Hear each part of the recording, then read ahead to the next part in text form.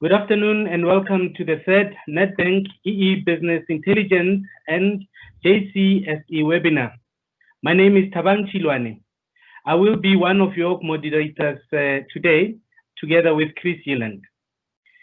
In October 2019, Minister Pravin Gordhan presented the Eskom Roadmap for Eskom in a reformed electricity supply industry, which details plans to restructure Eskom into 3 subsidiaries: generation, transmission, and distribution, as a precursor to the creation of an independent transmission system and market operator, ITSMO, and a competitive power generation sector in South Africa.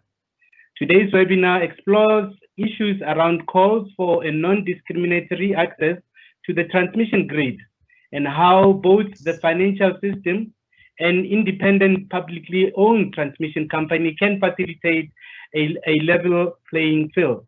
This is seen as an important catalyst to investment, creation of new jobs, extraction of efficiencies, and mitigation of risk in a diversified and competitive generation sector. We are looking forward to hearing from our esteemed panelists with the opening address by Minister Pravin Gordhan. To start us off and welcome all of us, here is Nedbank CE, Mr. Mike Brown. Over to you, Mike. Great, thanks very much, Tabang. And if I could just add my welcome to this energy webinar hosted by Nedbank EE Business Intelligence and the Joburg Centre for Software Engineering on the independent transmission and system market operator for South Africa. My role is an easy one. It's to set a little bit of the scene up front and then hand over to the real experts on this matter who are on our panel. So in particular, I'd like to start by welcoming those list of expert speakers who are with us today: the Minister of Public Enterprises, Mr. Pravin Gordhan, the CEO of Eskom, Mr. Andre de Ruyter, a member of the National Planning Commission, Dr. Miriam Altman, Professor Anton Eberhardt from the UCT Graduate School of Business, and then from Nedbank, our head of energy finance in our corporate and investment bank, Mr. Amit Singh. So at Nedbank, we have a purpose statement for our organization, and that is our North Star. It's to use our financial expertise to do good. And certainly hosting dialogue today with such esteemed speakers on such an important topic as this is absolutely closely aligned to our purpose. And if anybody ever doubted the level of interest in a topic like this, my numbers might be a little bit out of date by now, but by this morning, we had well over 1,800 signups for this event, and I'm sure we probably over 2,000 by now. And I think that's testimony both to the importance of the topic and the quality of the speakers that we'll be listening to shortly. We all know that globally, the energy sector is undergoing massive change and transition. And in South Africa, we have to respond to these changes by taking into account our own particular circumstances and competitive advantages, as well as the particular challenges and circumstances that we face at Eskom regarding both energy security and the price of power. And in my opinion, the role that Andre de Ruyter has taken on at Eskom is the single largest and most important corporate challenge facing our country right now. For us in South Africa, a reliable and affordable electricity supply is absolutely central to enabling higher levels of confidence, investment, economic growth, and therefore job creation. And quite simply, we know that without these higher levels of growth, our sovereign debt burden pre-COVID and particularly post-COVID is simply not sustainable. Or the jaws of that hippo that Minister Mboweni refers to, unless we have reliable and appropriately priced power, the revenue side of those jaws simply cannot grow fast enough. So in short, our economic future is absolutely closely linked to both structural reform in our economy, and I'm sure many of you will be listening intently to President Ramaphosa this afternoon, as well as our ability to future-proof access to a competitively priced electricity supply. Certainly as Nedbank, we agree with the call to all South Africans, individuals, large and small energy-intensive users to play their role at this juncture alongside government to ensure that we can end load shedding and help accelerate our transition to a more decarbonized and sustainable future world of energy generation. The private sector, through the various IPP programs, the investment made has been absolutely critical to our long-term energy solution. And as the Green Bank at Nedbank, we're extremely proud of the leading role that we have played working alongside other investors and funders in funding the IPP programs in South Africa to date. So in conclusion, I said mine was a simple task, and that's really to start the proceedings by welcoming the Minister of Public Enterprises, Mr. Pravin Gordhan, and to thank him for agreeing to give the keynote address today. Let's future-proof our economic supply, our electricity supply together. Our economy requires all of us to work together towards a low-cost, low-carbon economy and a just transition for our energy landscape. So thanks again to everybody for joining in. I hope you find the next couple of hours extremely interesting and informative. And with that, over to Minister Gordhan. Thank you.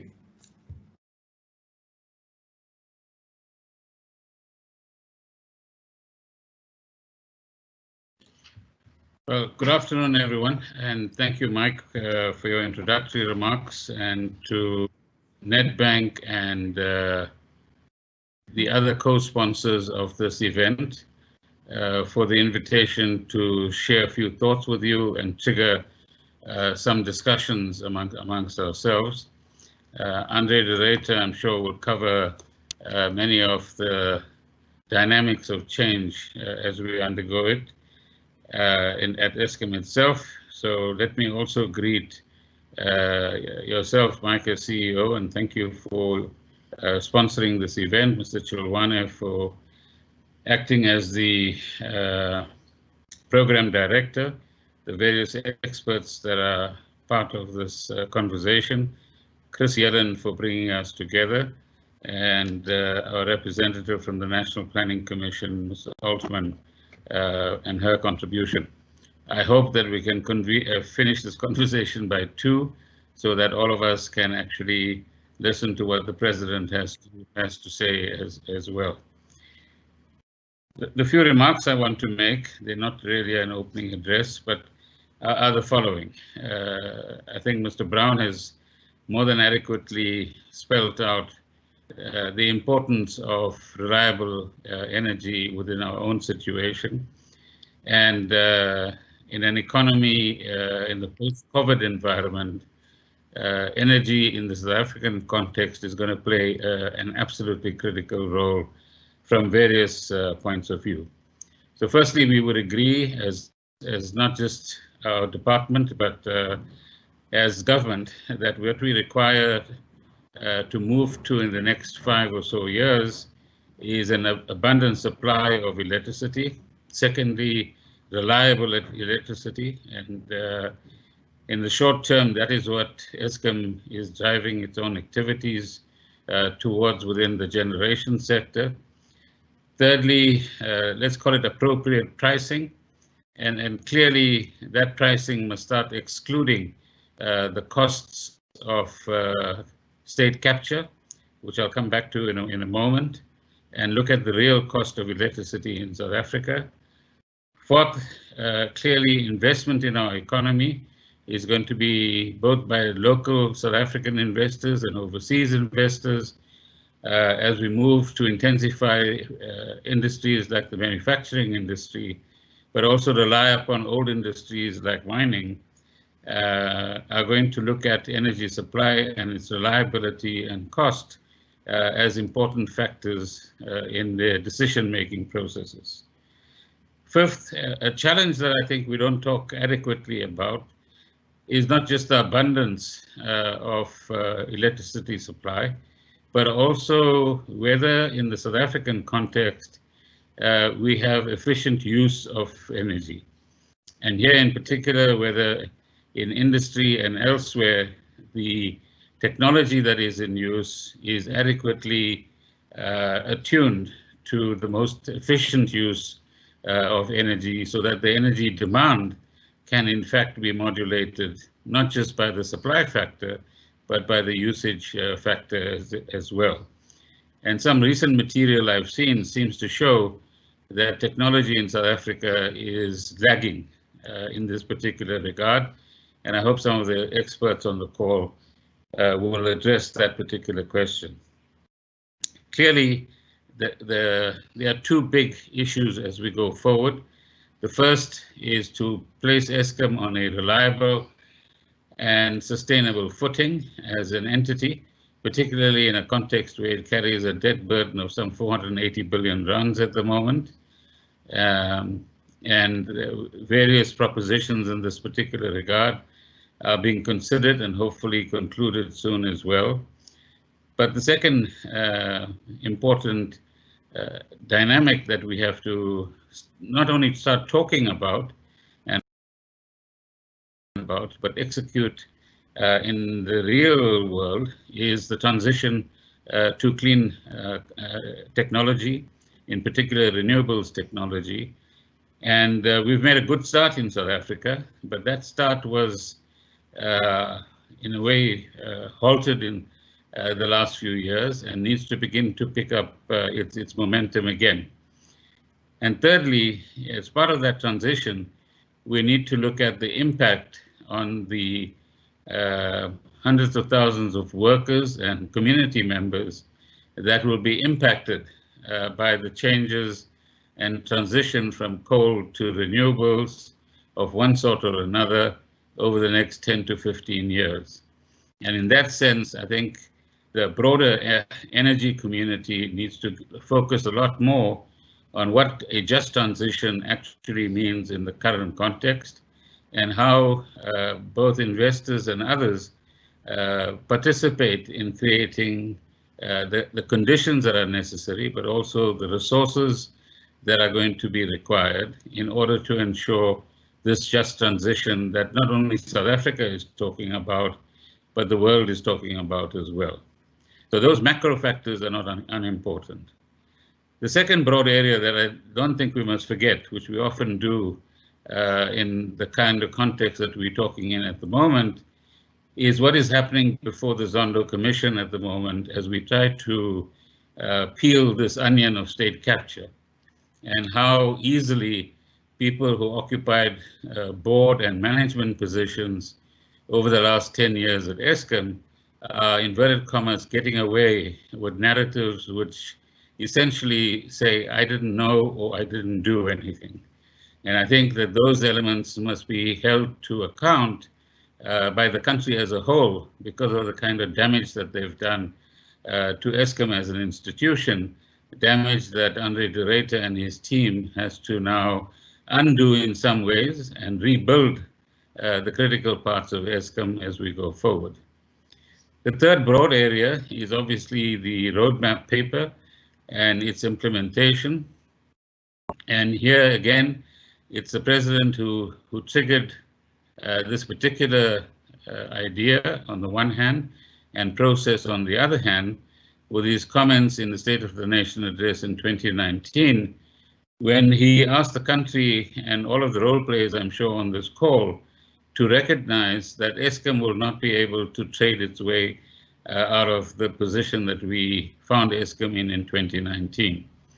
There are some extraordinary things will have to be done, particularly in relation to the debt burden. But on the other hand, on the advice of various experts, some of whom are on this call or in this webinar, I must get used to the right technology terms now. The process of restructuring Eskom needs to take place. Fourthly, it is in this context that the question of an independent transmission system and market operator, call it by whatever other name it has been called both in South Africa and elsewhere in the world, is a critical factor. But it's a process of restructuring and change and transition that Eskom itself as an institution is undergoing. So in the first instance, government is committed to, and Eskom is actually, and its management team is processing this at the moment, the separation of generation from transmission and distribution.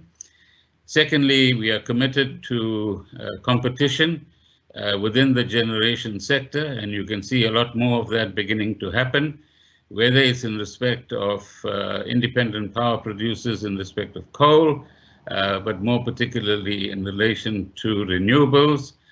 And each of those are going to make a contribution over time to creating a dynamic generation sector.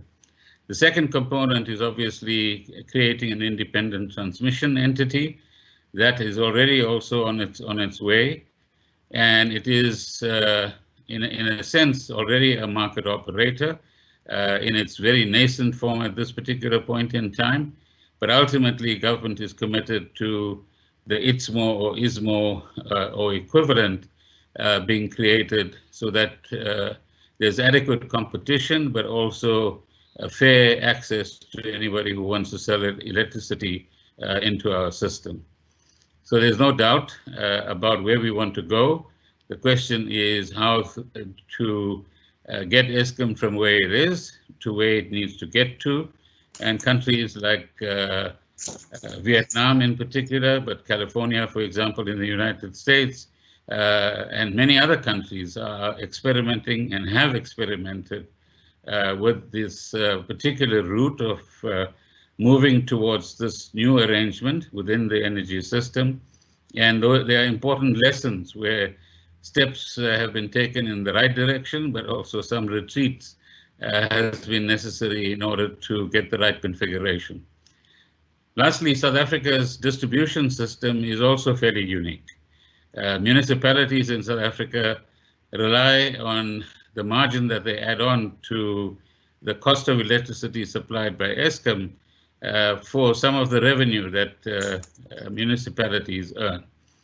And so about half of South Africa is supplied with electricity through municipalities, and the other half by Eskom directly in one form or another.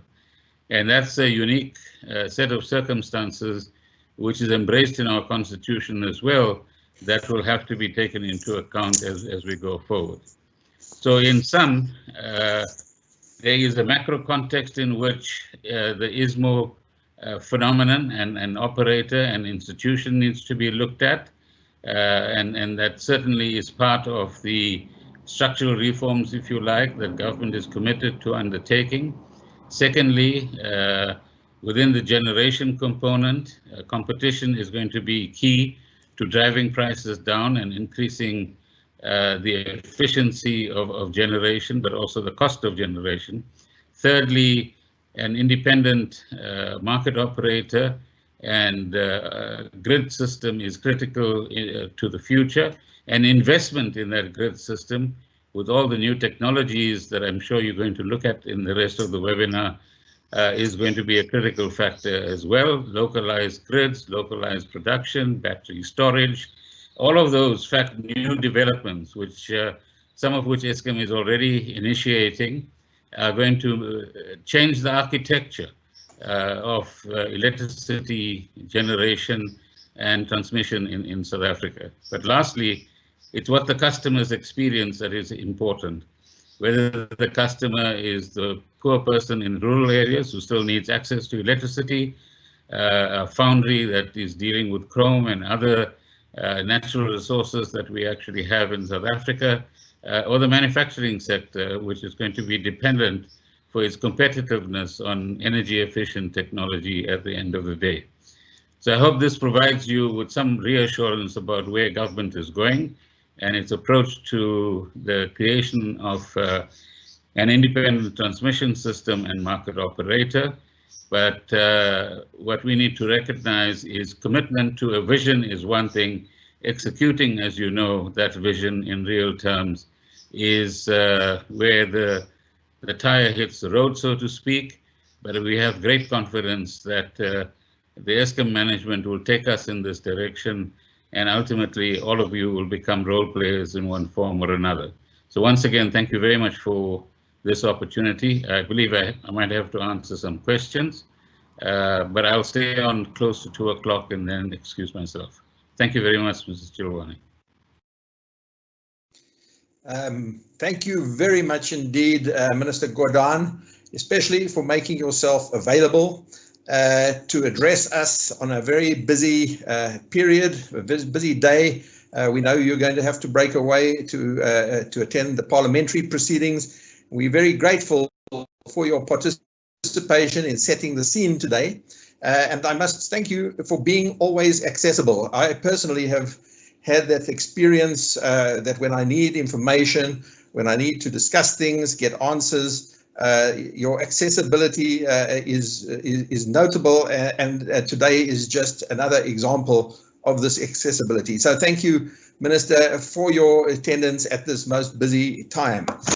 So you've set the scene, Minister. You've talked about what has to be done. You've talked about some of the issues, and we now need to lead into some of the details. And of course, it's absolutely critical. We know that Eskom plays a pivotal role in our economy, in the energy sector, in the electricity sector. And it's therefore my great pleasure to introduce you today to introduce the audience today to the CEO of South Africa, who has become a household name, a household figure. We all know him. We have got to know him also because of his accessibility on radio and TV. So it's a great pleasure for me to introduce Andre de Ruyter, who is the Group Chief Executive of Eskom Holdings. Over a 30-year career, Andre has held various local and international portfolios in the energy space, most recently at Sasol and Nampak, where he gained significant experience in managing coal, oil, chemical and gas businesses, including marketing of export coal to international utilities and taking responsibility for the operations of very large coal and gas conversion plants, including electricity generation. Andre's expertise includes strategic leadership, commodities, sales, manufacturing, production, economic, finance and corporate restructuring, legal and regulation, people management, and socio-economic development.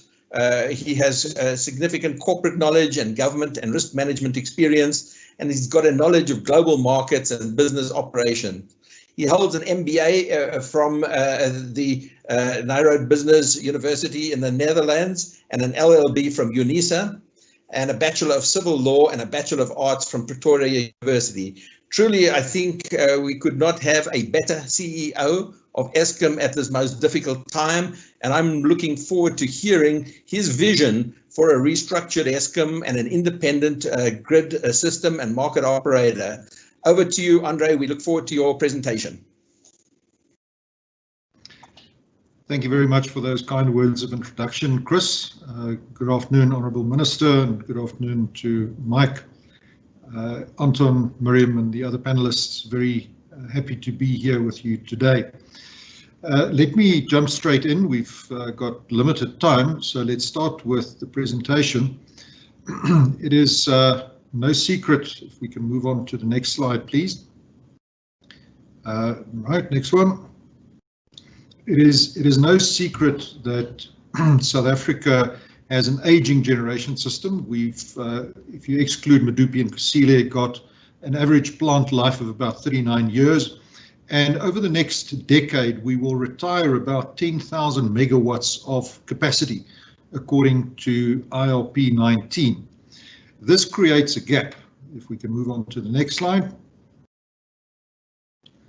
And that gap obviously needs to be filled. If we look at our available capacity, first of all, we've got installed capacity of some 46,000 megawatts, of which typically we have unplanned capacity losses of some 11,000 megawatts. We do about 5,000 megawatts of planned maintenance, and then there are other related losses of about 2,000 megawatts, which leaves us with reliable supply, which we have a close to 100% ability to guarantee of about 28,000 megawatts. However, when demand increases to peak at about 34,000 megawatts, as we've seen during the recent cold snaps in winter, then the system is under significant constraint.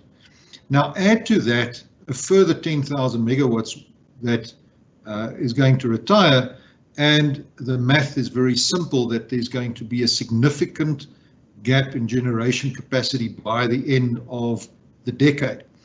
The NERSA concurrence with the ministerial determination to procure 11.8 gigawatts is therefore really welcome and is a good move in the right direction.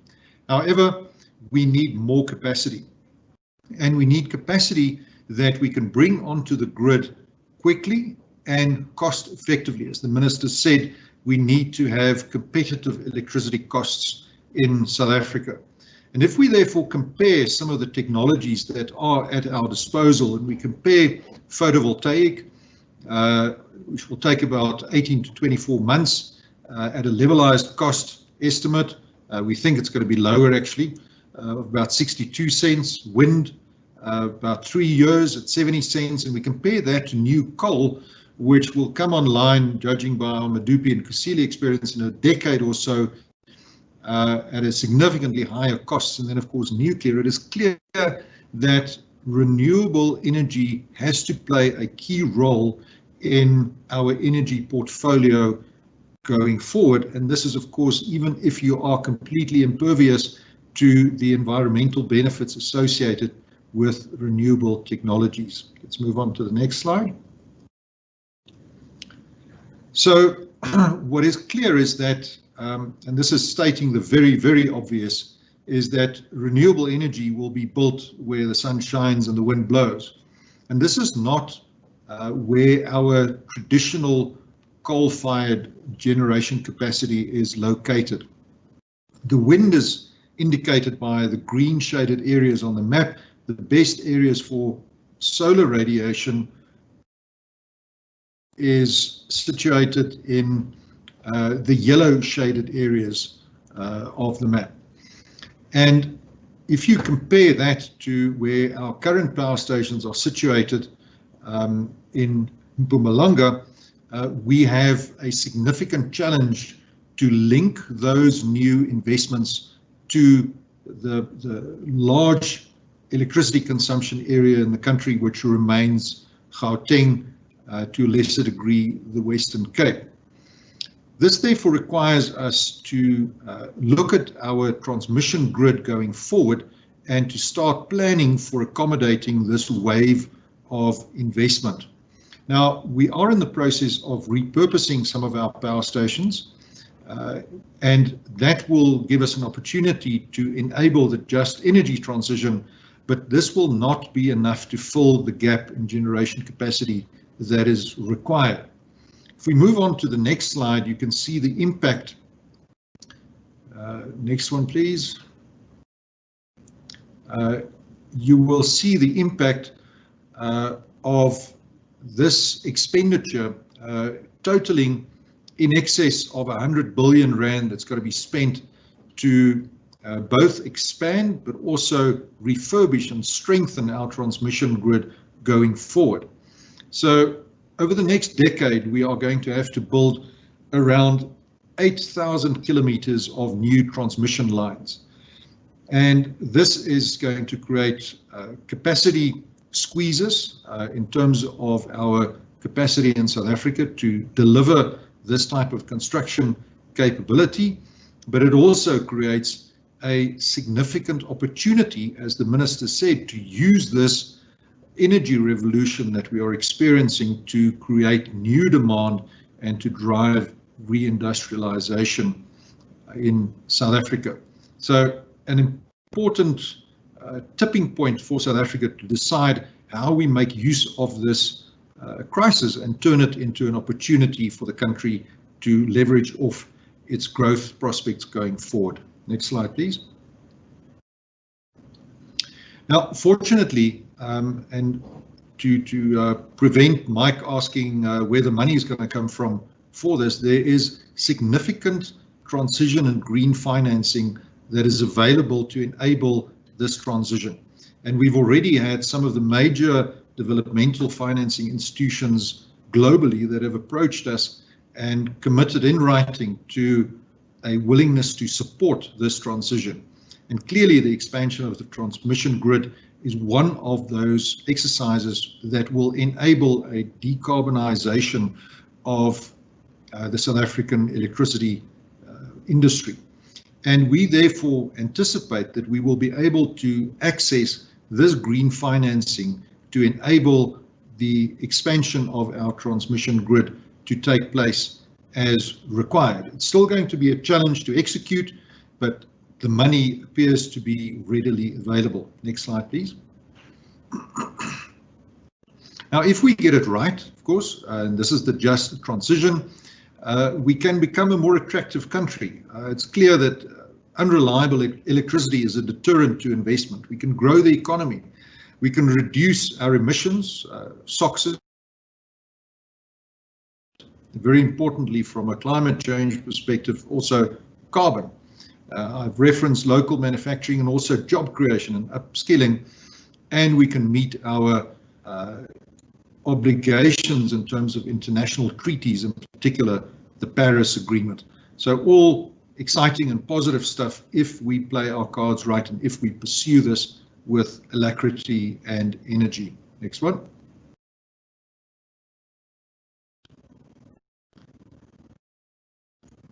So in order for us to enable this degree of investment to take place, we will have to pursue the restructuring of Eskom.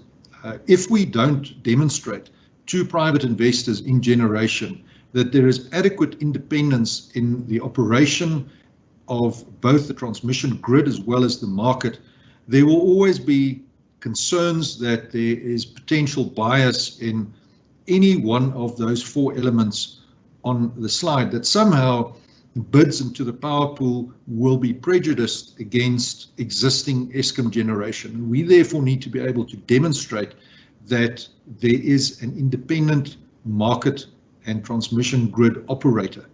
And this is the fundamental rationale for the restructuring and separation of the transmission entity, in particular as a wholly owned but separately governed legal subsidiary of Eskom Holdings. Next slide, please. So we've started on the process. We've established the divisional boards and MDs, and the system is working quite well. We have plans in place to complete the so-called functional separation, which essentially involves the carving out of the various functions and allocating them to the different businesses. This should be done by March next year, and we've already transferred some 9,600 Eskom employees out of head office functions back into the business, where they are much closer to where the rubber hits the road and are much more effective in how they contribute to the delivery of the various mandates of those businesses. Then it is our intention to complete the legal separation, i.e. the creation of transmission as a separate legal entity under Eskom Holdings by the end of next year, with generation and distribution to follow soon thereafter. So this train has left the station. We are forging ahead, and we believe that this is a very important signal to those investors in private generation capacity that the process is irreversible. We have committed to this and we are moving ahead. Next slide, please.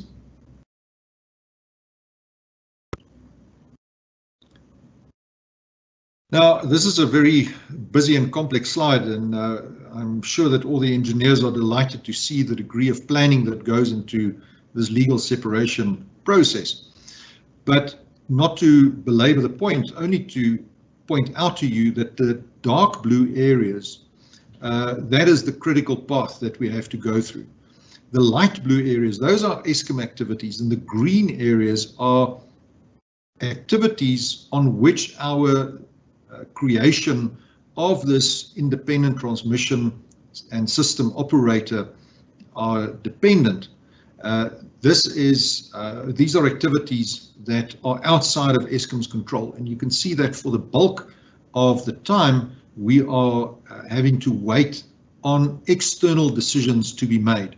And some of those external decisions, if we move on to the next slide, are various regulatory decisions, licensing decisions, policy decisions, rules that have to be developed, and contracts that have to be approved.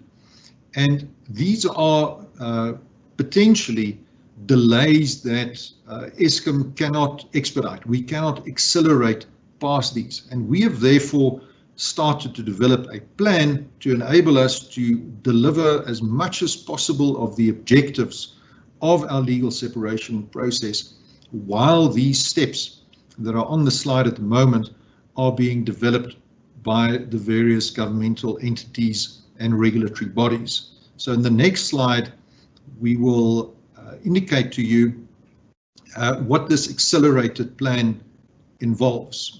So we've already indicated that we have established our divisional boards, that we will prepare for legal separation by the end of the year, and then have a full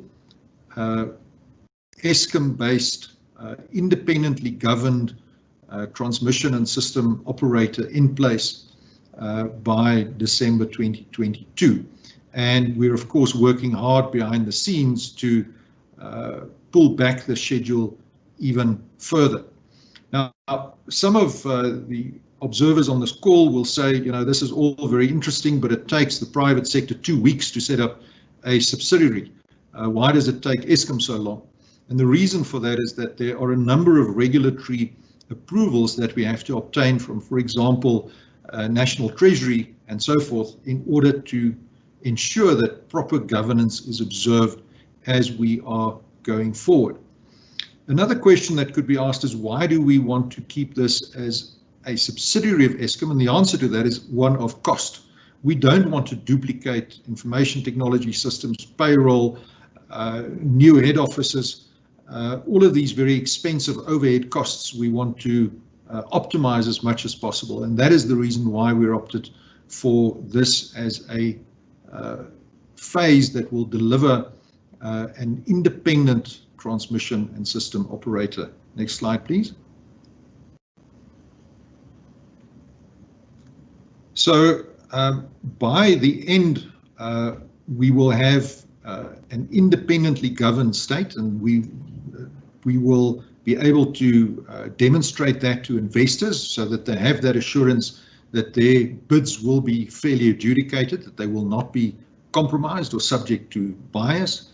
We'll have a fully operational external market with external contracts, and very importantly, unbundled pricing, that we have full cost-reflective pricing across the three elements of power generation, transmission, and distribution. We also need to do significant work on the balance sheet, all the while bearing in mind that we've got to keep our lenders to whom we own this 488 billion rand comfortable that their debt will be repaid. So that's a very important stakeholder that we've got to keep happy. We also have to ensure that our processes, systems are ring-fenced and that there's no cross-contamination. So we've got to put up those Chinese walls. We've got to go through a staff transfer process, and then finally conclude the regulatory and licensing process, which, as I've indicated, is by and large out of our hands after we've submitted the application. If we then go to the next slide, you will see there that we have included in this, and we variously use the acronym ITSO or ITSMO, not too much. It depends on which acronym you use. It all boils down to pretty much the same thing at the end of the day, but we've got a very clear idea based on international benchmarks on how the system and the market operator will function. Market operator typically functions like the Johannesburg Stock Exchange. It provides the platform on which energy trading can take place.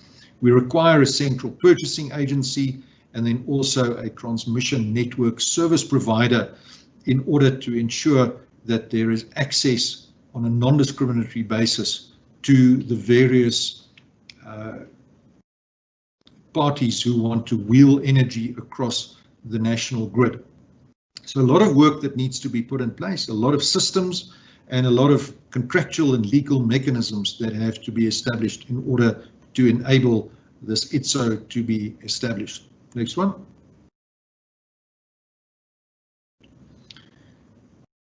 And in this, we think we are going to have to work with the private sector. It's going to be crucial that we partner as Eskom with the private sector to achieve the goal of affordable, reliable, but also very importantly, clean power.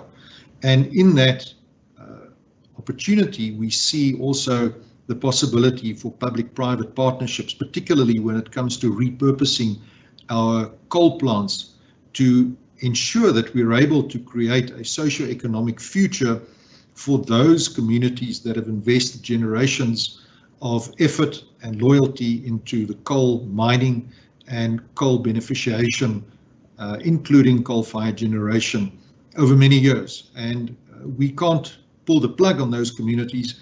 We have to look after them as part of the just energy transition with the emphasis on just. Next slide, please.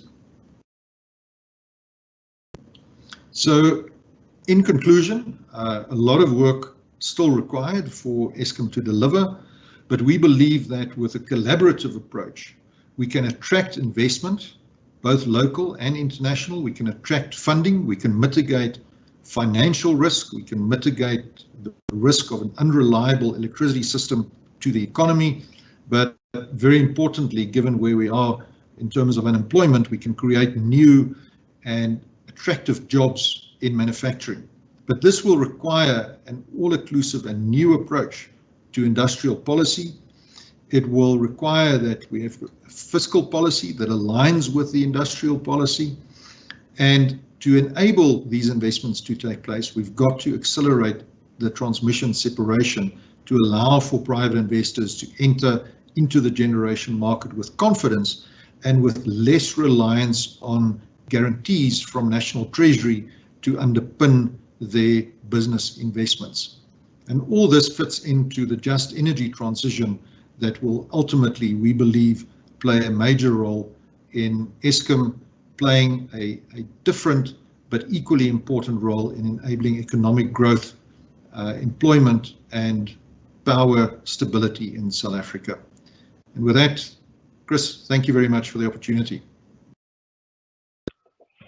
Thank you very much, Mr. Director. It's Thabang taking this side. Thank you for your presentation, and indeed there's a whole lot of work coming your way, and we are supporting you as South Africans for us to have a good electricity supply.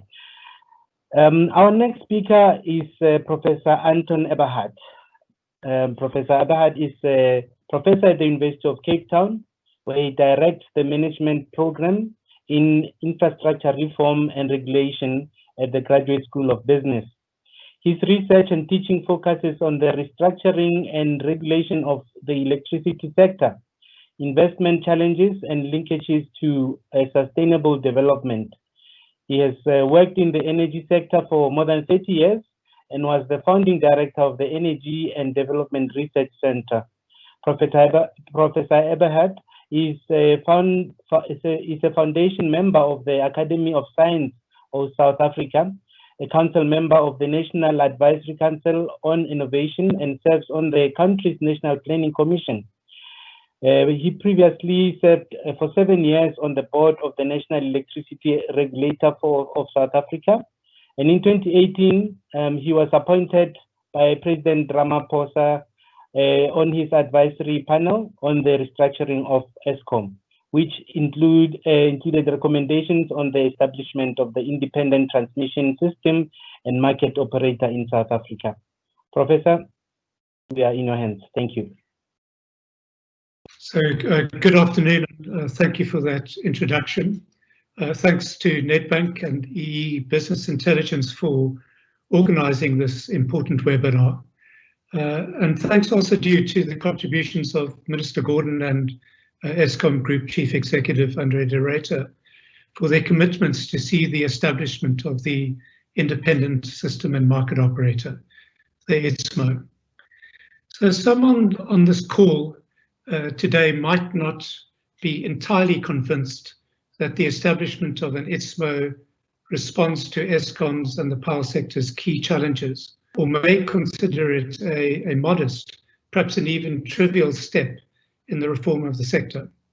I hope that by the end of this webinar, there will be an understanding and acceptance that the establishment of an ITSMO will be the most profound step in the reform of the power sector and Eskom since Eskom's creation nearly 100 years ago, and that the ITSMO will set the sector and Eskom on a new path, a path that responds to the needs for accelerated investment in new generation, and which meets our needs in a least cost, reliable and sustainable manner to support our economy and our well-being. So the next slide, please. And the next, please. So let's first understand why it's so important to restructure Eskom. I think the first really important point to appreciate is that the previous century's rationale for Eskom structure is no longer applies. So yes, 15, 50, 60, 80 years ago, it may have made sense to have a state-owned, vertically integrated, dominant utility. There were economies of scale at that stage. Ever larger nuclear and coal power stations required the mobilization of very large amounts of capital. The state had to stand behind this. There were big coordination requirements as well in the days of pre-ICT. So having an integrated utility makes sense. But many of those drivers no longer apply through technological and through innovations in technology and financial markets. So economies of scale and generation technologies are now much less particularly in incremental gas turbines, renewable energy and storage. The development of capital markets has facilitated the entry of private investment into the sector. And of course, innovations in ICT create new coordination possibilities. And so competition is now possible and widely recognized to be possible in generation and supply. So Eskom's structure, frankly, is uncommon in the world of today, and it's outdated. We're lagging most other countries. The reforms in the power sector were really initiated way back in the 1980s, originally in Chile, then in England and Wales, then in OECD countries, and since the 90s, late 90s, has spread through developing countries as well. The standard reform model, as it became to be known, included typically unbundling, private sector participation, and the introduction of competition.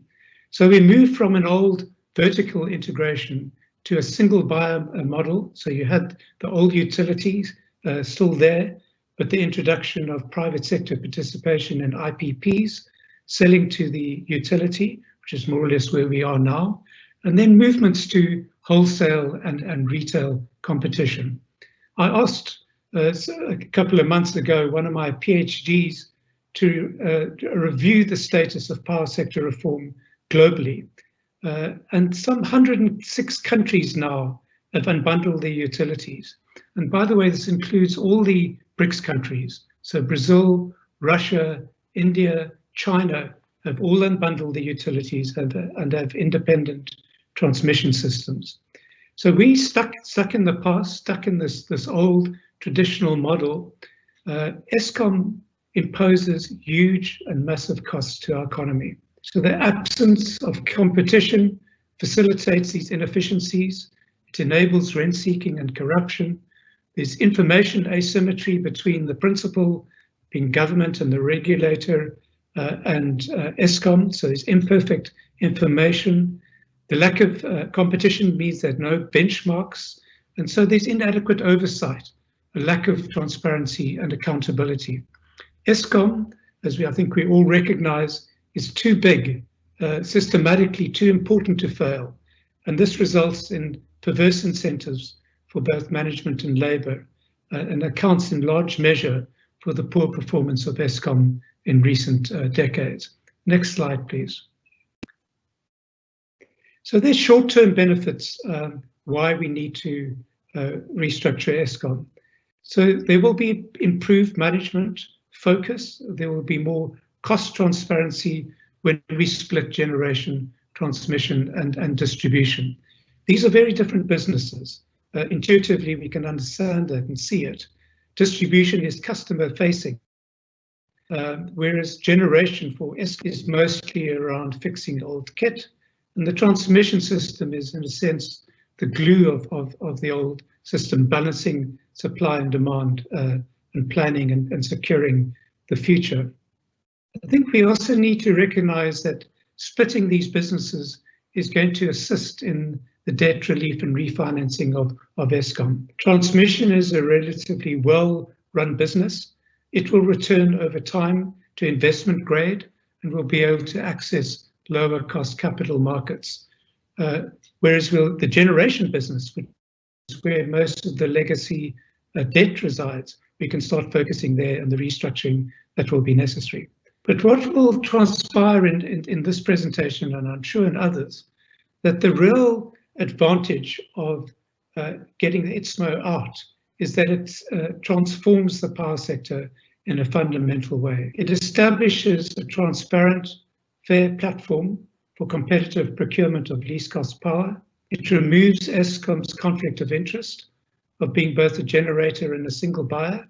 And we saw how that conflict of interest played out when Eskom refused to sign the power purchase agreements of the IPPs in the fourth round. And it ring-fences the financial contagion and might ease the need for sovereign guarantees to back IPPs. So if IPPs are selling to an independent ITSMO, which is then backed by purchases to customers, these requirements might lessen.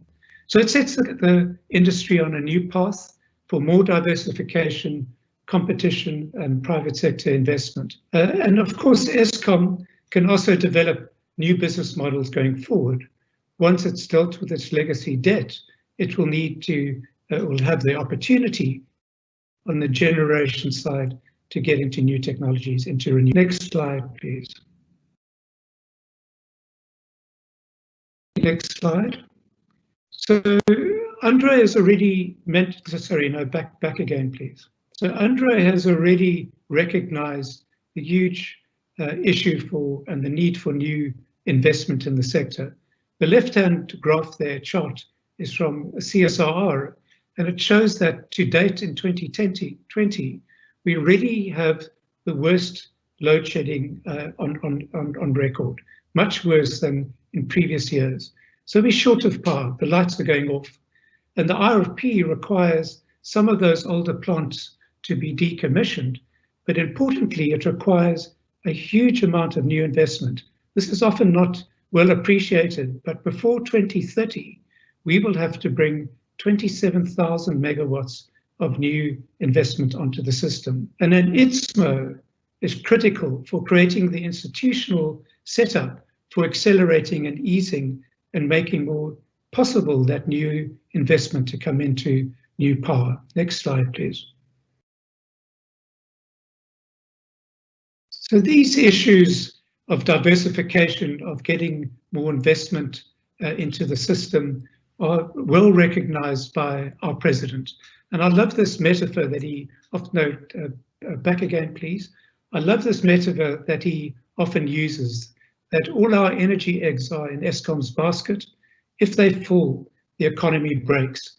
We need more diversity in the electricity sector. Next slide, please.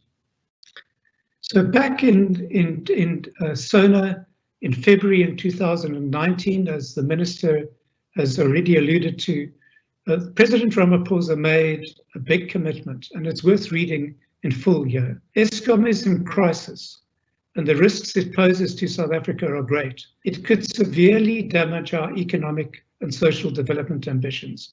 This is particularly true now in a post-COVID recovery. We need to take bold and decisive action to position South Africa's power sector for the future, we shall immediately embark on the process of establishing 3 separate entities: generation, transmission, distribution under Eskom Holdings.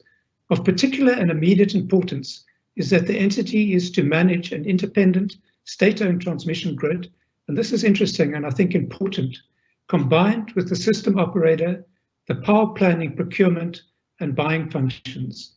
It's imperative that we undertake these measures without delay. As I said, that is 20 months ago. Next slide, please.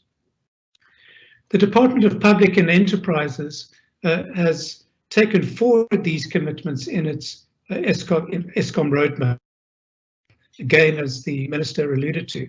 And there in that roadmap is a firm commitment that a transmission entity will be established in the shortest time possible. This was a commitment made a year ago.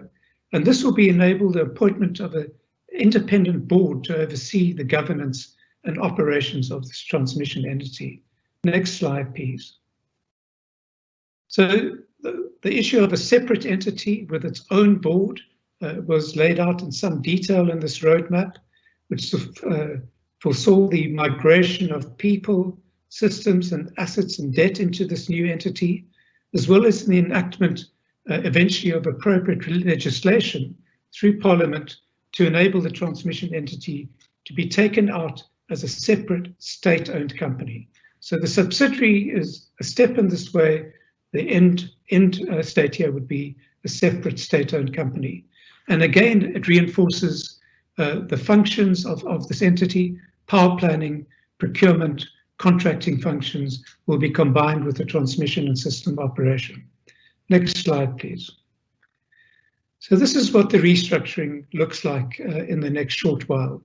The left-hand figure there is our existing situation, vertically integrated, but Eskom starting this work around divisionalization. It's a new word.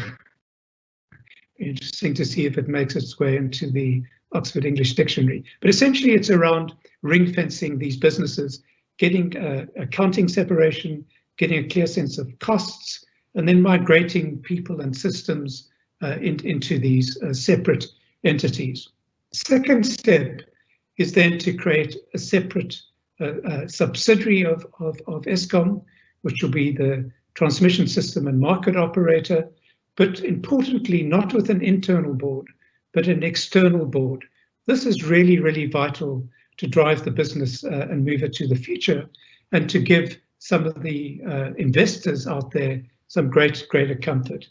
And then the final step here is, once people and systems and assets and debt are fully migrated into this entity, when the regulatory licensing regimes have been finalized, contracts with power providers and with users are in place, and importantly, new legislation's in place, then this could go out as a separate entity. Now, I know some people say, well, this is not really an end state. We should define the end state of what our power market should look like. My rejoinder would be that we're in a stage of extraordinary innovation in the power sector. In fact, I've not seen more innovation in the recent last 7 years than in the previous 35 years of my career in the energy sector. So it's not wise, in my view, to over-define what that future would look like. What is important is that we know that almost any step going into the future will require us to separate out the transmission system and market operator. So it's entirely a no regret, a step towards what a future system would look like. Next step, please. This is my penultimate slide, but we do need to look to what that future will look like. And that future market is going to be very different to what we are now. So as renewables, particularly solar and wind, become least cost, their share in the system will increase, as Andre has well recognized. But these are variable technologies, and they need to be complemented with flexible resources. So the system operator in its auxiliary services is going to have much more complex controls around reserve capacity, around voltage and frequency controls, around inertia, and the system, reactive power, etc. But it's not only at the utility scale generation that applies, but increasingly at the distributed energy resources level. So many of these technologies, as I said earlier, are incremental, right down to household level. We will see consumers becoming producers of electricity, or prosumers, as is often called now. Electricity will flow in two directions, back into the system or as backup for themselves.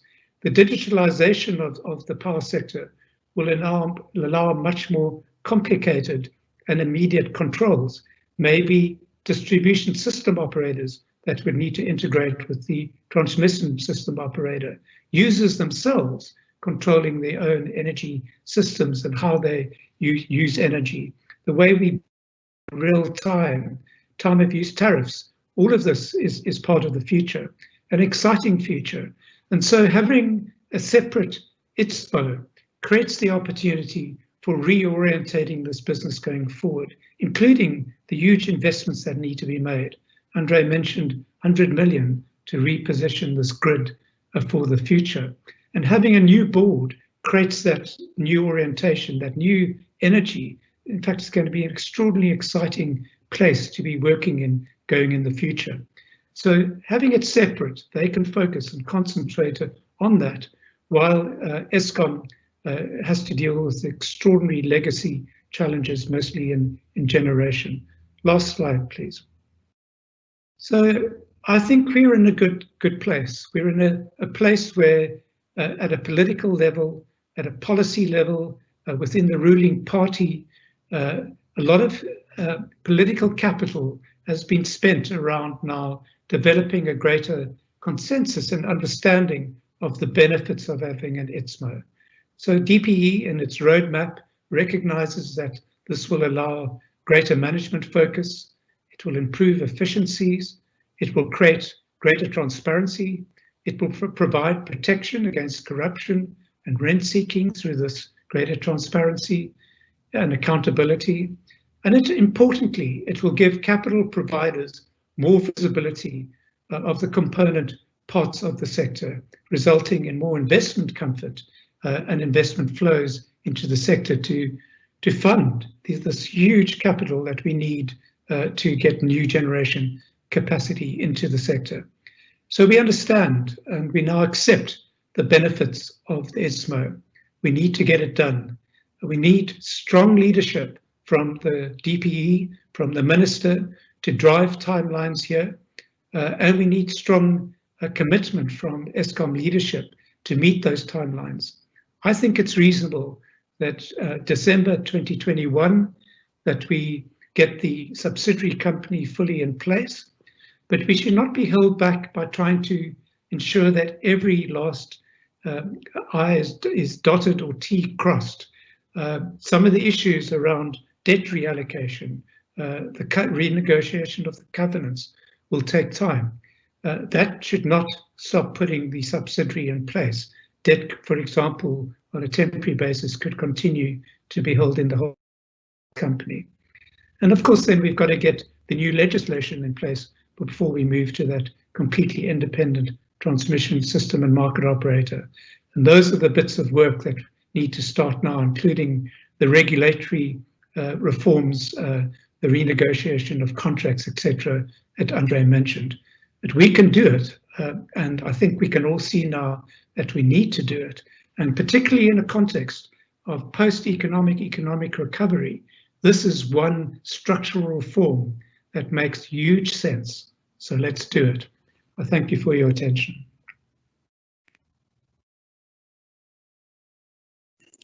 Well, thank you. Thank you very much to Anton Eberhard. Thank you, Anton Eberhard, for your presentation.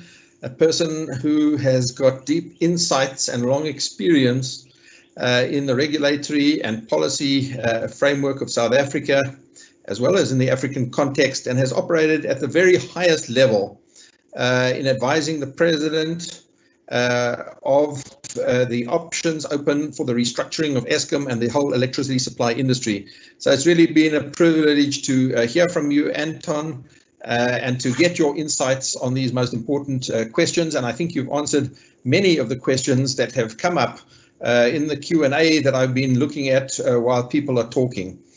So it's a pleasure now to move on to our next presenter, and that is Dr. Miriam Altman. Dr. Miriam Altman is a thought leader, strategist, and economist with deep experience in economic policy research and major transformation initiatives.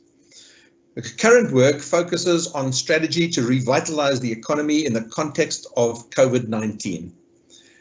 Miriam is a commissioner in the National Planning Commission and now leads work on the economy, unemployment, digital readiness, infrastructure, state-owned enterprise performance, and education. Currently, she's working with government on its economic recovery and infrastructure plans. Miriam was head of strategy and regulatory affairs for Telkom from 2013 to 2016, responsible for crafting and orchestrating its turnaround.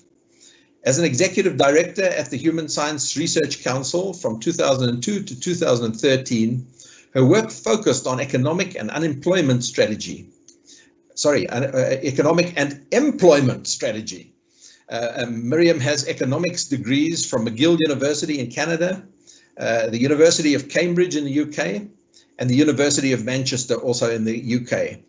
So she's got deep experience at a planning level, at restructuring in terms of, for example, the restructuring at Telkom. And I think her insights will be of great value to our audience today as we talk about the restructuring of Eskom to form an independent grid system and market operator. Thank you, Miriam, for joining us, and over to you. Thanks.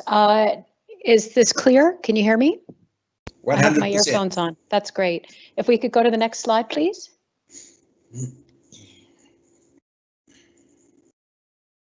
And I guess the next slide then. Thanks. I'll try to be quick. I guess we're probably trying to aim for 2. I'm not sure, but it's a hard act to follow. Minister Gordhan, Andre de Ruyter, and Anton Eberhard. What's left to say? You know, one isn't normally in a context where the CEO of Eskom and the Minister of Public Enterprises are both driving towards separation, and particularly legal separation. So it was really heartening to see the presentation, particularly by the CEO of Eskom, Andre de Ruyter, and sometimes surprising. He's often surprising us. So I think that where I can focus my talk is really, you know, I've been at the coalface having been head of strategy at Telkom, which is the only entity that we really have that's commercialized and really gone through this. And even then was operating like a monopoly. And I was brought in 2013 to head strategy and craft the turnaround and chart it through. So you walk into a company that is in a competitive market, which is not something that Eskom suffers from, and still it operates like a monopoly. So my ethos is it ain't done until it's done. In other words, I think that having the aspiration to separate, particularly even to a legal separation, which I would agree with, it's not done until it's done. And part of our problem over the past couple of decades, not just the past 5 years or 10 years, but the past, you know, good 20, 25 years, has been to committing to a pathway once we've locked in, because this type of thing requires that. Now, what I'll do very, very briefly, just for the audience sake, but I won't spend time on it because I think we've covered it, is simply because I am representing the National Planning Commission today, to make reference to what the NDP aspiration was. And next slide. And the motivation in the NDP for an ITSMO or an ITSMO. An ITSMO seems to be an all-in, you know, it's got every single word that you can think of, which then describes an independent transmission operator.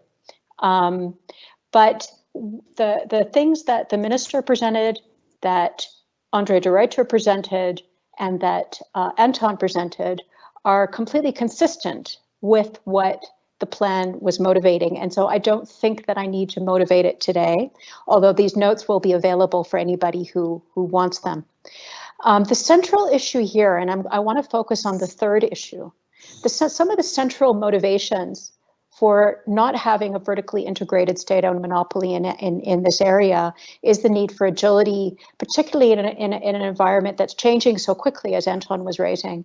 The need for flexible, smaller suppliers. One of the things that people haven't raised is we still seem to have a leaning to very big mega projects, and the plan is very clear that we should be trying to get away from big mega projects towards smaller, more flexible suppliers, better able to respond to the changing world, changing technology, and less risk.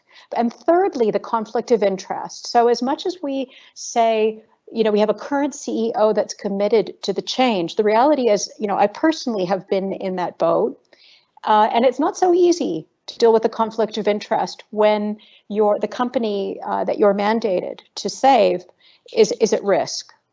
So that issue of creating fair treatment is quite a big issue, and one wouldn't gloss over it. One has to make the original statement of commitment, but actually doing it is another story, and that was what we had to deal with in the telecom story. Next. So the question that I'm asking is about plausibility. And this is a question I always ask in my own work. It's not a question to say we can't do it. We absolutely can do it. But have we created plausible conditions, thinking about both the financial constraints that we're facing right now, number one, and number two, do we have a plausible pathway for competition in generation in a context of a single buyer? Next.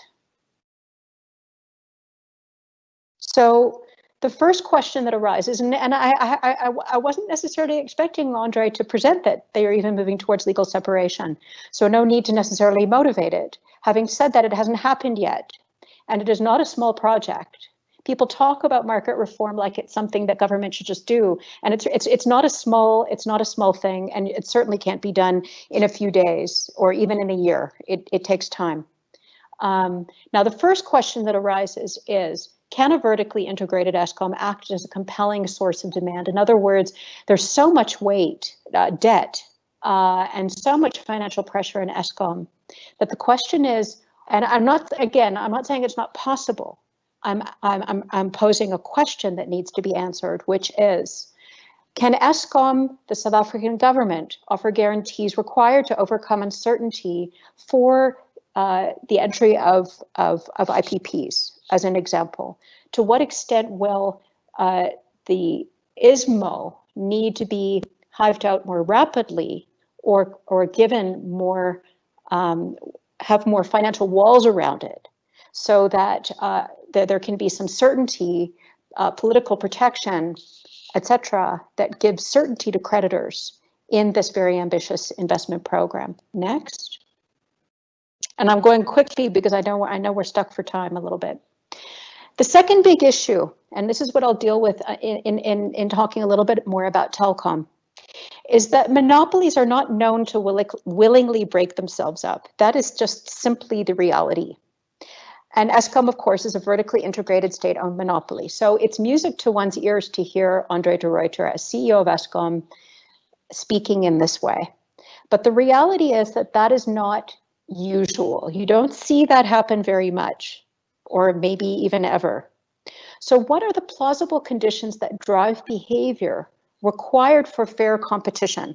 Because as I say, once you're facing the competition and it's starting to create difficulty for your own business, you feel differently. That is simply the reality, and your fiduciary duty is towards your main shareholder. So what are the regulatory enforcement, the change in market structure that truly will create that competitive environment? And as much as Andre is saying this is where we're taking it, and that is very heartening to hear from him, because that's the first step.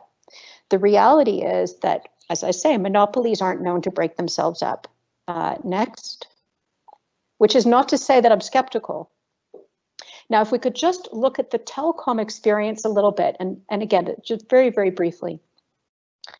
Now,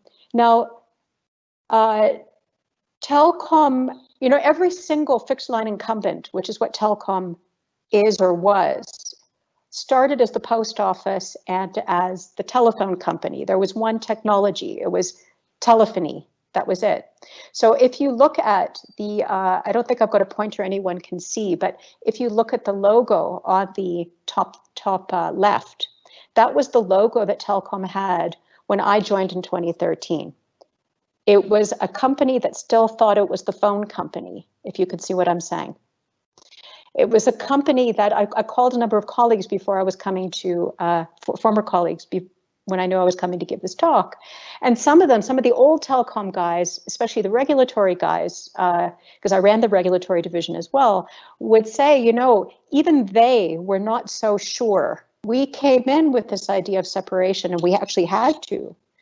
But they weren't so sure. They thought it was going to destroy the company. And actually, they weren't on board when we started. Now, the thing about telecom that's different than where Eskom is. Eskom may be in a financial crisis, and telecom was definitely in a financial crisis and was hemorrhaging customers.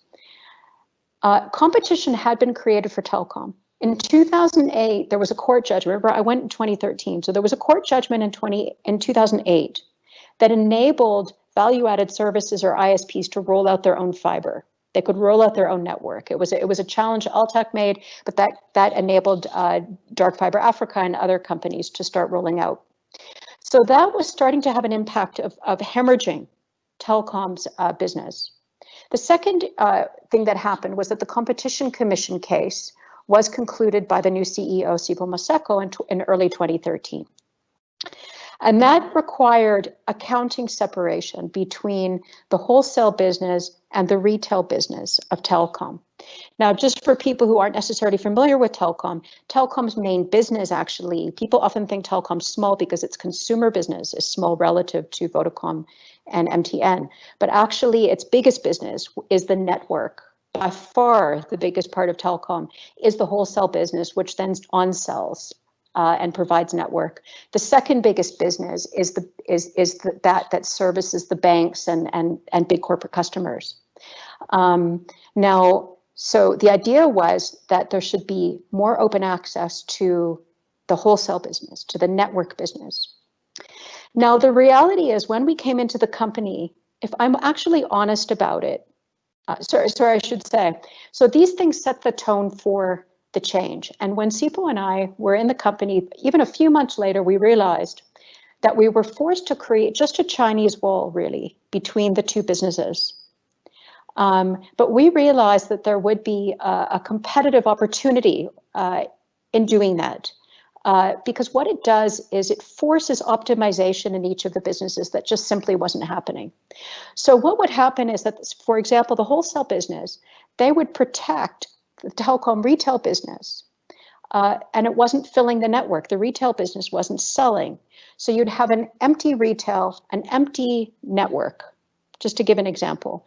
What happens when you separate is you say, okay, everybody has to wash their own face. So wholesale, your job now is to get profitable on your own basis, fill the network, and telecom retail has to compete to get in with other customers. So it changes the whole incentive structure. Now, if I'm honest, which I wouldn't like to admit, but I will, I don't think we would have done it. Even though we were a new team brought in, new board, new leadership team, I don't think we actually would have done it, nor would we have gone that far had the court ruling not happened, which was causing a hemorrhaging of the business, and if the Competition Commission hadn't forced us, frankly, to at least start that separation. And it just got us on a track that made us think differently about the business. But I don't think we actually would have done it. And I don't know that we would have succeeded in doing it had we not had a stick over us. Now, again, we got away from the stick and then really took hold of it. So what I've done here is I've just given you an idea of where the telecom business has gone. We've separated out property and towers into Gyro, a very important business.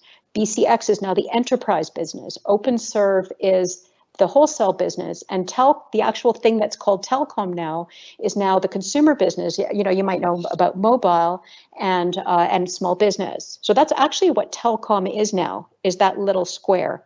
Now BCX is independent, legally separate.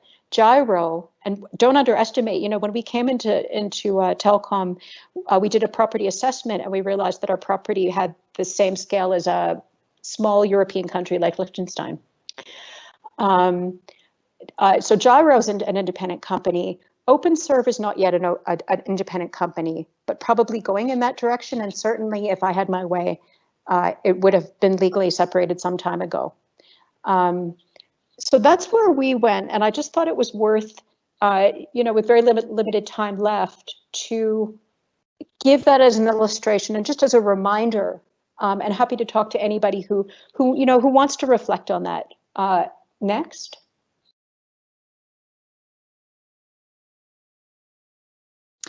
Now, just to conclude, Andre made a very important point at the end of his presentation, and it's not a small point, even though it seemed like a footnote. The minimum conditions for success, as I said, Telkom had been commercialized. It's a public listed company. It was not majority owned by the state, and yet was still operating like a monopoly. So ownership is not the only thing that matters in this case. Certainty in energy policy and in the energy mix, and committing to a pathway. Control versus decisiveness. There's a sense of wanting state control. There's a level at which the state needs to cede some control, but be more decisive. With a shareholder commitment to a path. Now, we had that at Telkom. I don't know why we had it, but we had space from political interference, and we were able to chart a strategy through for multiple years. When we put a stake in the ground in 2013 as to what our strategy was going to be, we stuck. Obviously, you make changes over time, but we stuck with it. It was my job on a level over a period of years to keep reminding the board when they wanted us to do cool stuff that we were still saving a company and this is the pathway we were on. The stability and quality of the Eskom board and executive management, and getting the accountabilities right, thirdly. Fourthly, capacity in the state and Eskom to reform. Now, you often hear people saying loosely, we need market reform, and there's no doubt about that. But market reform requires a lot of state capacity. Andre was referring to this idea of, well, people say you can set up a division in a week. Well, you can't set up a division in Eskom in a week.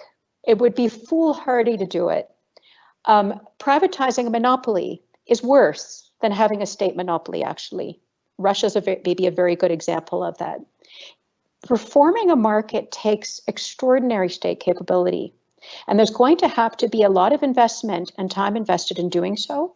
And the point that Andre was making around getting moving to a pathway of setting the rules and the market norms and the regulations and ensuring that the regulator is capacitated to enforce those requirements, as the Competition Commission was for us at Telkom, is absolutely critical. And sticking to a timetable that is associated with that idea of getting to that 2021 target is not a small point. It's not a footnote.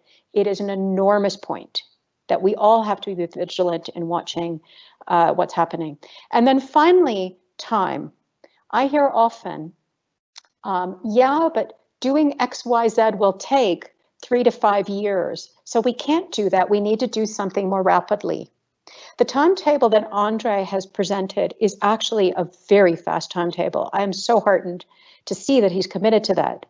That means that the state timetable around market reforms, rules, regulations needs to follow suit. And that is not a small point being made, because that is not the normal way that the state functions. So if we can somehow push, whether as civil society or whether as the state, to be pushing that envelope, making sure that it happens along that timetable, that is a very important thing. But we also have to realize this is minimum 3 to 5 year kind of change program. Fixing Telkom, Eskom, and even Telkom, frankly, this is going to be a lifetime project. And, the first step is always the important thing, and sticking to that path. But we mustn't be thinking that there's any quick fix in this. It's got to be done properly. And I'll stop there. Just the last slide, I'll make you aware, and I hope that Chris is going to make these available. I've referred to a range of papers in my presentation, and I just wanted to make people aware that everything is available on the National Planning Commission website. The top link is the best one, but hopefully these will be available somewhere wherever Chris posts it. Thanks so much. Thank you very much, Dr. Altman, for that inspiring and very informative presentation. Indeed, yeah, there's a lot to chew, and I'm sure that the team at Eskom is listening for some tips. Yeah, we're going on the home stretch now. Last but not least is our next presenter, Amit Singh. Amit Singh is an MCOM graduate and chartered in South Africa with a TGM from INSEAD Business School. Amit is the head of energy finance team of Nedbank CIB and has been a specialist transactor in the African power sector for most of his professional career. He has structured, negotiated and banked transactions across numerous geographies and technologies, and he has led the energy finance team to be one of the leading renewable energy project financiers in the South African renewable energy program and many strategic power projects in Africa. He has strong energy sector experience and holds significant relationships with world-leading independent power producers. And we are looking forward to hearing what you're going to tell us, Amit. It's over to you. Thank you, Thabang. Am I audible? We can hear you loud and clear. Thank you. Thank you very much. Honorable Minister, respected panelists, good afternoon, and the viewers that viewed into this webinar. I think it's quite an important one, and it's the first time that we see so many speakers on this subject all aligned in terms of the subject that's on hand. I think we're all going to try to finish the seminar by 2 o'clock to get onto the President's speech, so I'll move on without delaying. This whole program of transforming South African energy sector sits critically on this formation of the ITSMO, as we're calling it today. And we've seen from Eskom to the Professor Anton and our Honorable Minister, everyone's aligned the value on doing this. My few thoughts this afternoon will be the importance of structuring this, especially around the private sector investment and how we need to create a bankable ITSMO in order to support South Africa's ambitions in terms of the independent power producers program. We always very critical of ourselves in South Africa, but I think we should also recognize that we've been very successful in procuring one of the world's most respected renewable power programs, and around 6,000 megawatts has been procured, and most of them are operating in South Africa with few projects under construction now. And this plays an important foundation for the establishment of this independent ITSMO, as we have a good base of assets to start it and to set the foundation for it to deliver the shortfall in the generation capacity in South Africa. We all know that we have around 11,000 megawatts, excluding the emergency round of 2,000 megawatts that government intends to procure. And a very important question is how do we do it, and what will be critical for us instructions ITSMO to make this program a success.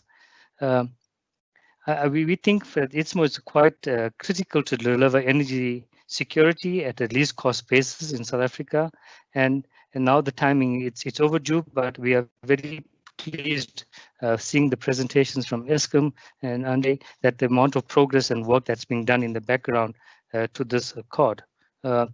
Previously we always in the private sector felt, and we've experienced that Eskom was a big barrier to the entrance of IPPs. But what we've seen in the last few years that this narrative has changed, and Eskom's appreciate that these IPPs are not a threat to them, but it's something that will also strengthen their positions in terms of putting more megawatts and reducing the cost of unserved electricity to South Africa. So that is very encouraging change, and we've seen the slides and the commitments from Eskom. Can I just move on to the next slide, please? Thank you.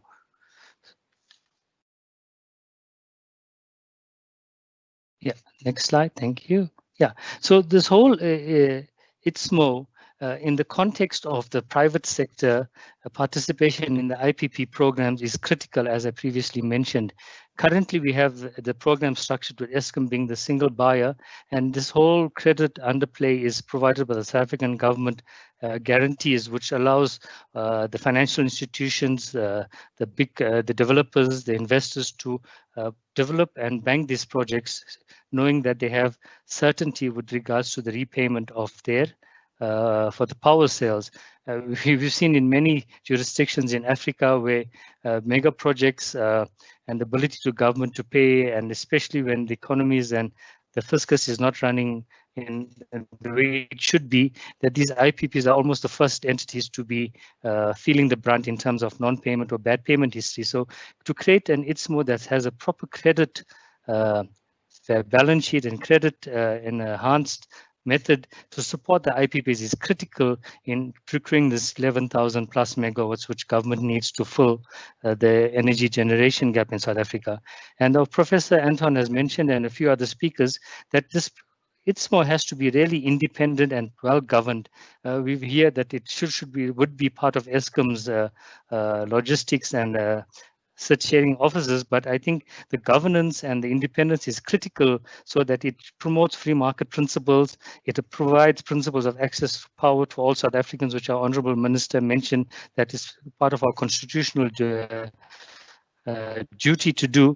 The board has to be well governed, full transparency, and it should have a strong payment culture without any influence. I think that's critical, and we've seen that in many other jurisdictions in the continent where the payment culture is not good, and it leads to all sorts of troubles. The ability for it to have a self-funded balance sheet with strong credit ratings is really, really important. For us to bank the projects with long-term debt currently, we really need a strong off-taker, and the sovereign guarantees which we received is the one that keeps us in the bankable space. Of course, transparency is also critical, fair, equitable, competitive model which the ITSMO must develop. I'll just move on to the next slide to unpack the issue of this ITSMO's role in developing this 11,000 plus megawatts for South Africa. We all know that South African government does not have the balance sheet, unlimited balance sheet to provide guarantees. The fiscus is running out of capacity to provide guarantees to support these programs. And in many rounds of previous bidding rounds, the guarantees and the delays of the guarantees played a role why these projects did not reach financial close in time. We think that the government will at some stage re-look into this model of providing guarantees for these IPP programs, and how do we manage and address this elephant in the room. This is currently one of the biggest barriers in this 11,000 plus megawatts of procurement that we see. Government wants to do it, but I think we should all put our minds together to see how we can all come together to develop a framework that can allow government to implement this new generation capacity. And this ITSMO model really fits in very well in terms of doing this, where at some stage, as it develops its own balance sheet and credibility with strong credit ratings, it would be able to offer the necessary guarantees and credit support to support the PPAs, the power purchase agreements, which is IPPs need to bank the transactions. We would think that initially it has to be capitalized through government and Eskom. We see there's lots of work that's being done, which has to transfer and not to transfer, but it does not need debt at this moment. It needs to be a clean balance sheet. We may need initial government support, as we said, but as ITSMO develops its track record and credibility with its own strong credit rating, that government support would diminish and can be substituted with its own balance sheet. With the current state of Eskom's finances, this is the most efficient way to facilitate the procurement of this new generation capacity that government needs. So as we know that these power programs need long-term funding, and the credit support of the off-taker is critical. So I would say this over and over again, to whatever we do in terms of structuring and how Eskom structures this should be the most important part of the agenda, is to build a strong credit-worthy entity so that they can procure power from and implement their mandate. As part of the strong mandate will be also to secure some form of credit or liquidity support to the PPAs, short-term liquidity support and long-term guarantees. So in terms of structuring this, these are very important considerations that we hope that all the parties involved in this is really taking it in mind. Can I just move on to the next slide, please? We all know that the green financing, which Anton has spoken to about, and even the Eskom CEO has spoken about, it's very easy for the world to track and fund South Africa's energy transition from a carbon intensive to a renewable space. So we think that the multilateral agencies will be very keen to support or provide some form of credit support to this ITSMO, and Andre has mentioned that they are engaging with many of them, but initially to build a track record, this can play an important role in providing first loss positions or liquid support to underpay this PPAs. And I think that model is very important and we should really pursue it, and that will also help reduce the burden of guarantees from the South African government. Then the value of a green book or the green finance, which a few of our speakers spoke about, we would also like to suggest to this ITSMO that they kind of ring fence the green book or the green PPAs that they've signed and they will sign in the future, because that will definitely be attract much more credit support from multilateral agencies and DFIs and international or agencies in terms of providing the necessary credit support for these PPAs. So that is quite an important consideration, and ring fencing the renewable energy book could be a big benefit for us. We should procure around 11,000 megawatts after all these rounds is realized. So it's quite a sizable obligation from government that can be reduced. Then the last thing on the value of an independent system transmission and operator is that with the carbon credit worthy entity, you would be able to raise finance at much more discounted rates, and that money can also be used for the necessary grid infrastructure in South Africa without putting burdens on the fiscus and the current Eskom in developing the grid and the transmission networks. As we know, that's also a key barrier in terms of implementing this 11,000 megawatts is the strengthening of our grid, and significant investments is needed in that. With a strong balance sheet, with a credible balance sheet, and for grid infrastructure for renewable energy assets, one would be able to raise the necessary capital with this ring-fenced balance sheet, which has a clean start.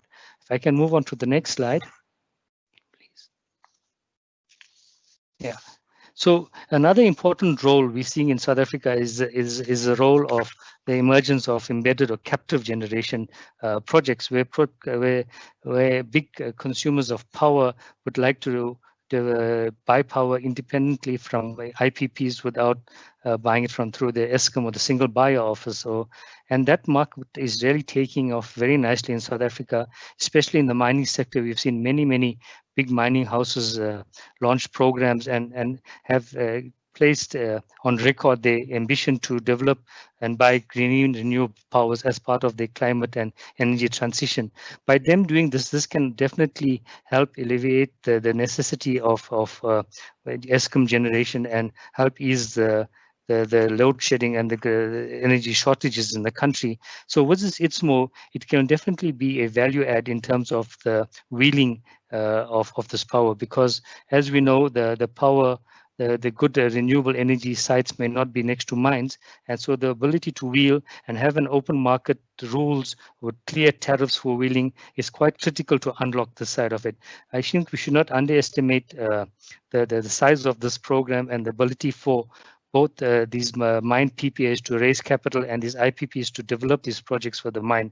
It's taking a lot of momentum now, and we see it with the latest cabinet Lekotla and the messages from government that the permitting and the licensing part, the barriers will be removed soon. So this is quite an important consideration for us in structuring this ITSMO, is to allow the wheeling on a fair basis with the pricing and tariffs easily note for all parties. I think Anton also spoke about the ability of smart grids in South Africa and use of terror, which can play also a role in also putting in more megawatts onto the system. This model of wheeling is well known throughout the world, and I think it's quite easy and it's a quick win and easy thing for this ITSMO to implement and roll out without costing money, but providing the necessary rules and infrastructure for transmission of power. The last slide, please. So, I think one more important point for us to understand, there's many models of doing it, and we're very encouraged to see how Eskom is trying to work through a fast track program to get this done. But we also see there's lots of talk in the market and confusion that is this a privatization scheme, and we all know government's role is policy or principle is not to privatize Eskom, and I think we need to do much better in terms of the marketing and out in the economy and South Africa to say that this is not a real privatization scheme where government still owns this, and most ITSMOs in the world are owned by state-owned entities, so that is definitely not a barrier who the shareholder is, but the governance and the ability to manage and offer strong credit ratings for your off-takers will be more important in the implementation of this. So those are a few words. I fast-tracked my thoughts in light of the 2 o'clock presidential speech, president's speech, and we wanted to keep some time for questions. So Thabang, I think I'll hand over to you at this stage. Thank you.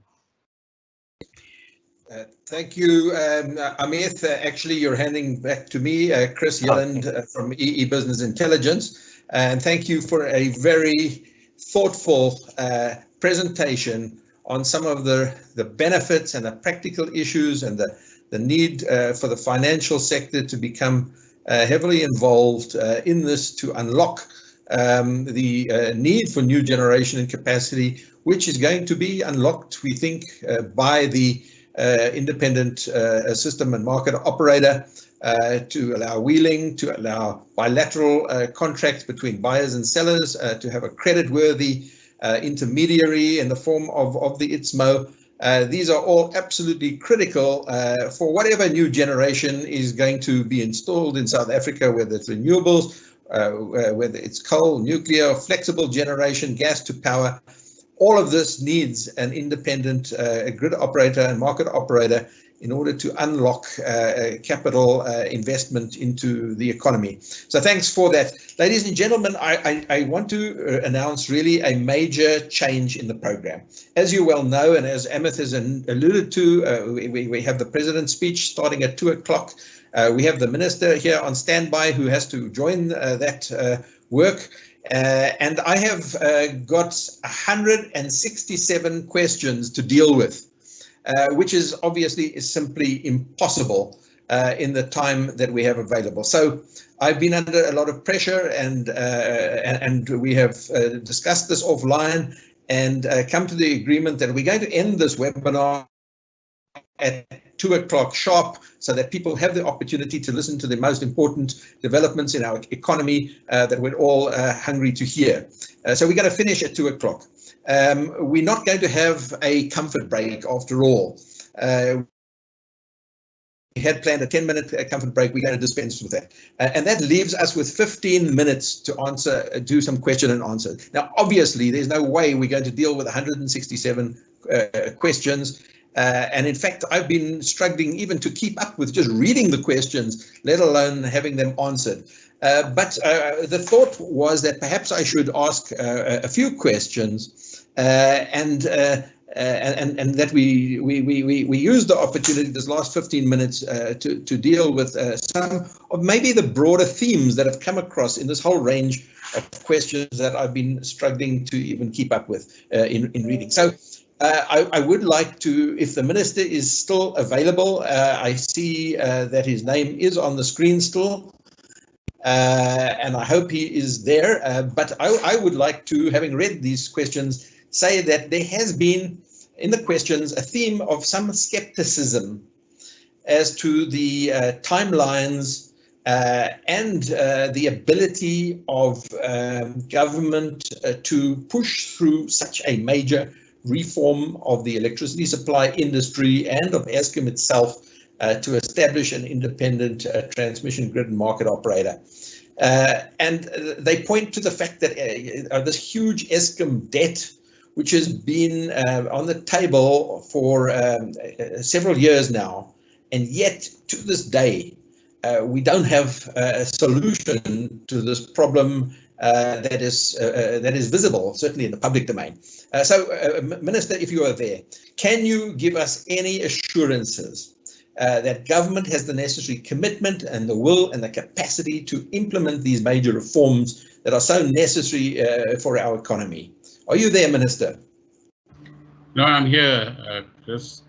The proof of the pudding is in the eating. So Andre de Ruyter just took you through time frames, the models, the actual shifting of people, the creation of the 3 divisions, the creation of the 3 divisional boards, and I can go on. So the skepticism is understandable, but I think one of the things that South Africans will have to start learning to do is to develop higher levels of trust amongst each other. And I think that's going to be a key element as we go forward. We need some unity of purpose, we need some consensus, and I think several of the speakers said that all your speakers were saying approximately the same thing. We're saying that we're heading in the right kind of direction, and that there's evidence that movement is actually occurring from the time the president spoke in 2019 to the kind of reports that you've had now. So if there is underlying mistrust, either of the political party that we represent or the government that we represent, we can never convince you. So we'll ask you to hold on until we produce more evidence that there's movement in this area. On the other hand, if we have some element of trust, and we are telling you transparently where are we going in policy terms and in directional terms, then we must start asking the question, how do we all contribute towards the kind of changes that we want to see in the electricity marketplace out there? And I think Anton Eberhard made it very clear, set up this particular entity. You don't have to envision the future in its totality, but it'll begin to create one of the important foundation stones for where we're going. The second important foundation stone is competition on the generation side. You've also had Ms. Altman saying these processes take time, but we also recognize that we don't have all the time in the world. So we're trying to, on the one hand, be diligent, but on the other hand, speed things up as well, so that we catch up with ourselves and the kind of vision that we've actually set out for ourselves. And I think what Mr. Singh is saying is that as South Africans, our second problem, apart from trust, is that we don't have confidence in ourselves as South Africans, that we have good things happening in this country, and start celebrating those good things, notwithstanding COVID-19 and the kind of pessimism that it imposes on populations across the world. Even within the context of the pandemic, there are good things that are going on. Let's celebrate those good things, and let's find, as I said earlier on, the common purpose that we actually require. So let's not confuse trust and skepticism. If you have higher levels of trust, we'll become slowly more or rather less skeptical, and let's support the kind of endeavors that we are involved in. And you've had an adequate indication that these are complex processes in huge organizations which employ 40,000 people, and there are a whole lot, tens of thousands more that are connected in one or other form to each power station, let alone Eskom as a whole. So with those words, I would say, let's use opportunities like this webinar to develop common purpose, to set common goals, and each of us make our common contributions in this particular regard. There are going to be conflicts of interest. There are going to be vested interests. And perhaps in the next seminar, let's talk about the vested interests. If you are a coal miner, you are going to be skeptical about renewables, for example. There are lots of other vested interests that are involved as well. But let's make that as equally transparent as the other issues that we are making transparent, so that we understand where different constituencies actually come from. Thanks very much, Chris. Thank you, Minister Gordhan, for your time. And we know how busy you are, and we know the forthcoming presidential address is going to occupy your attention, as it is going to occupy ours as well. So thank you very much for those words. While I've got the microphone, and I think there's room for one last question, it is 10 minutes to go, maybe one or two, but again, in looking at the questions that have been coming through, I would like to try and get a bit of clarity from Mr. Andre de Ruyter, particularly, and I hope he's still there.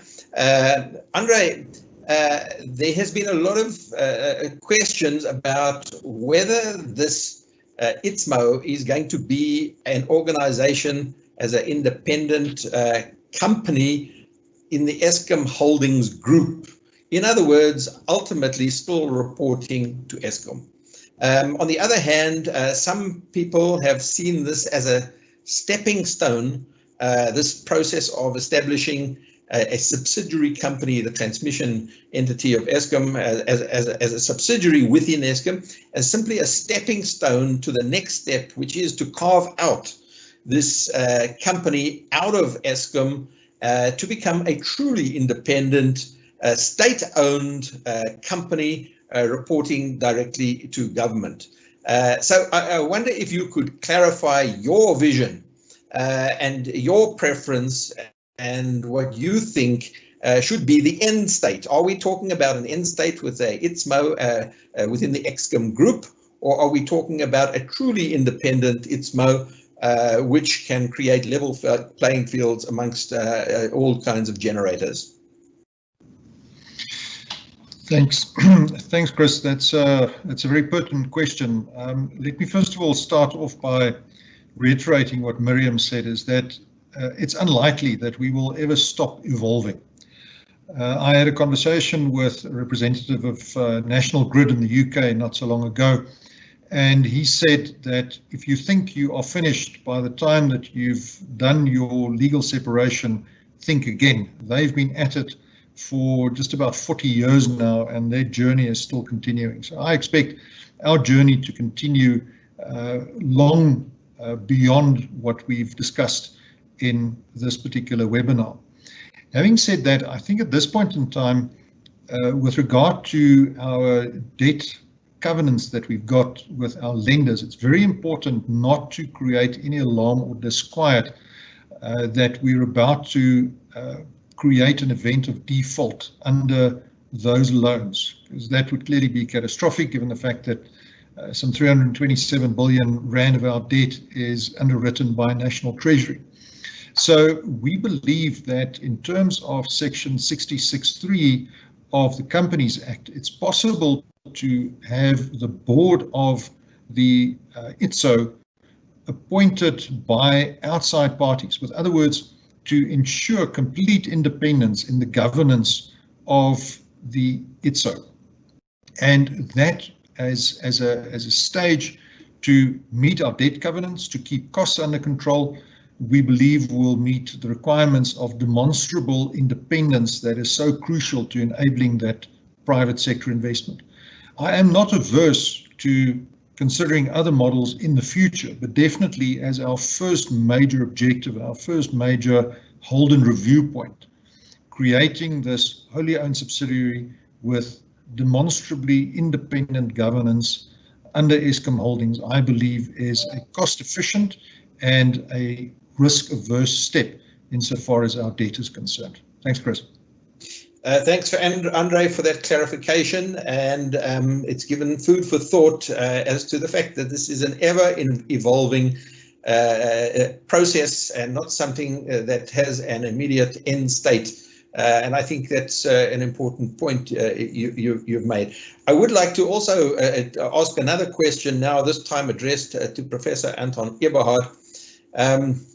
Anton, I've seen so many of the questions really expressing skepticism that an ITSMO, or an independent transmission grid and market operator, will actually improve things at all.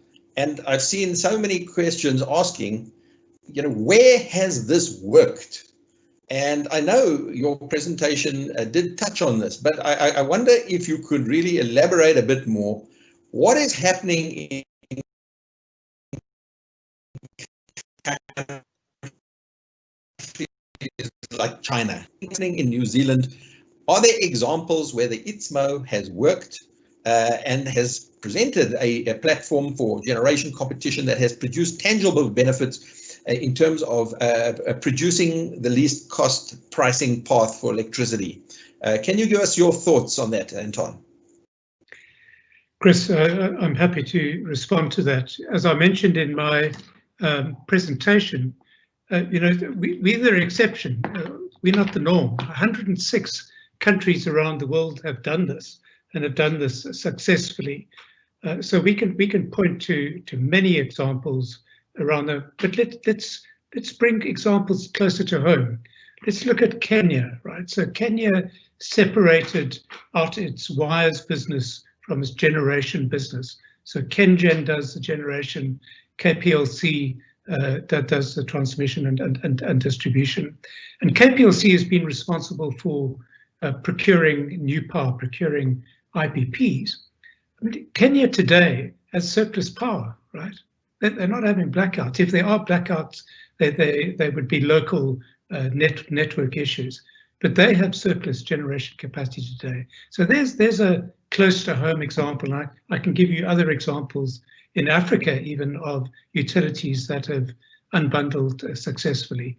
And we went through those arguments in my presentation and in some of the others as well. So there are certainly short-term operational advantages of management focus, cost transparency. These are very, very different businesses, generation, transmission and distribution. But the biggest issue is that you're creating a fair and transparent platform for the planning, procurement and contracting of least cost power going forward.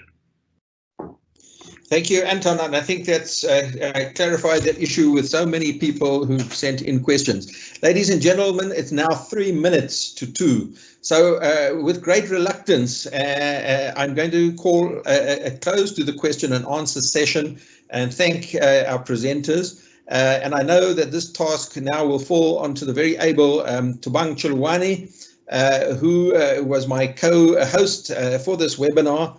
So I'd like to now hand over to Thabang, but make my personal thanks to all of our presenters, to the Minister, and to our viewers for attending this webinar. And sorry we were not able to spend more time with your questions, but I think you know the reasons. Thabang, can I now hand over to you to make your final words and close this webinar?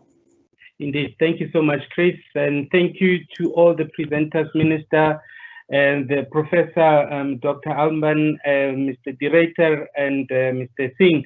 Thank you so much for your time and for giving us all this information. We really, truly appreciate it.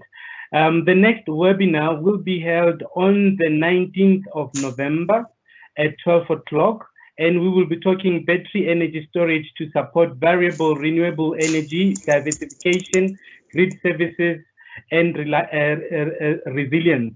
And the seminar explores more how an independent state-owned transmission grid company can facilitate non-discriminatory access to the grid on level playing fields and on economic grounds. And this is seen as key to attracting investment, extracting efficiencies, mitigating risk, and creating new jobs in the diversified and competitive generation sector. I wish to thank all of you for being with us, and apologies for having to cut it. However, we all know the reason, and we're looking forward to seeing you again in the next month. Thank you very much. Goodbye.